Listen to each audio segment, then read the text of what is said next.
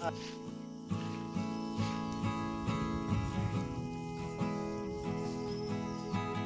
সৰুৰ পৰা খেতি কৰিছোঁ, একদম সৰুৰ পৰা পিতাৰ লগত যাক হৈ গৈ। গতিকে সৰুৰ পৰাই যেতিয়া খেতি কৰিছোঁ, মোৰ যি পথাৰত আলি দিওঁ বহুত মানুহে চাই যায়। মোৰ আলিৰ তেৰা-বেকা একদম ডাইৰেক্ট চিধা। গতিকে পথাৰত খেতি কৰিলে আলি দিয়া বহুত মানুহে চায়। ইয়াৰ উপৰি আৰু যিখিনি খেতি কৰোঁ মই সোনকালে কৰোঁ, আনবিলাকতকৈ আগে কৰোঁ।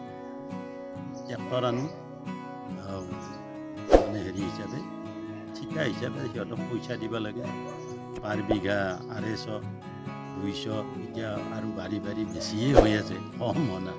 কিন্তু মই তেনেকৈহে খেতি কৰোঁ, মোৰ নিজা গৰু নাই। মই এতিয়া শালি ধান, অৰ্থাৎ শালি মানে যিখিনি কৰিম এতিয়া বাৰিষা, প্ৰায় 8-10 বিঘা কৰিম।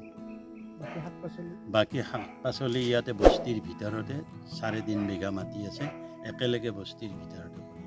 কি খেতি আছে ইয়াত এতিয়া? ইয়াতে বৰ্তমান কুশহৰ যিখিনি লাগে, ভেন্দিৰ পৰা জ্বালা আদি কৰি চব বিক্ৰী কৰি আছোঁ। আৰু ভোট জলকীয়াত মই পালোঁৱে 4,000 মান টকা পালোঁ। এতিয়া বৰ্তমান লাগি আছে 450, 400 এনেকৈ মই বিক্ৰী কৰি আছোঁ। আজিও মই লৈ যাম, আজিৰ তাৰিখতো ছিঙি লৈছোঁ।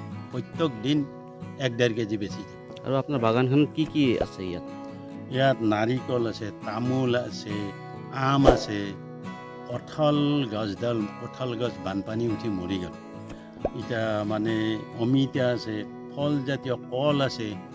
কল এতিয়া বৰ্তমান মোৰ 10-12 থোক কল হৈছিয়ে, বিক্ৰী কৰিব পাৰিম। তাৰে কিছু পাৰিছোঁ আৰু বৰ্তমান 8-10 টকা আছেই। চৰকাৰৰ পৰা কি সহায় পাইছেনে? চৰকাৰৰ পৰা সাহায্য পোৱা নাই। যোৱাবাৰৰ আগৰ বছৰ ইয়াতে মই অলপ মাটি দি পুতি লৈছিলোঁ, প্ৰায় 30 ডালমান ঘৰ। সেই 30 ডালত প্ৰায় 3 মোন মান হৈছিল। মই যাই দেখালোঁ, ভাঙি গৈছে ধানিবোৰ ঘৰতে। দেখাত সিহঁতে কয় এইটো হয়েই, এনেকৈ কৈছে এগ্ৰিকালচাৰত যোৱাতে আমাৰ যিজন গ্ৰাম সেৱক। হয়ে যদি আৰু কম কি ক'ব লাগে, একো নাই। মই গৈছিলোঁ, কিন্তু তেওঁলোকে যেতিয়া একোৱেই একশ্যন নল'লে, চাব আহিছিলে, আহি পেলাই এইটো হয়েই এনেকৈ। কৃষক তাৰমানে সহায় নকৰে? তাৰমানে কি ক'লে? কৃষক সহায় নকৰে। নকৰে।